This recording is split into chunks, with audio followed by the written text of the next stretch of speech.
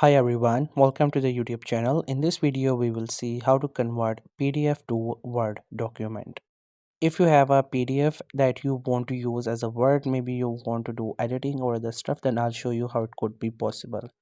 First, you have to open the folder where you have the PDF. Then you have to simply do a right click onto that PDF, and then you have this option which is open with. In open with, you have to select the Word document or Microsoft Word. If you couldn't find it, choose other options. There you will find it Word, click onto it and then simply open it up. And after that, the PDF will open as Word. Now you can click onto it. If you would like to do any editing, you can do it. Here you can see I am selecting the text and also deleting it. That means the PDF is converted into Word. If you have any sort of image into it, it will also be converted into Word, so you can also change it.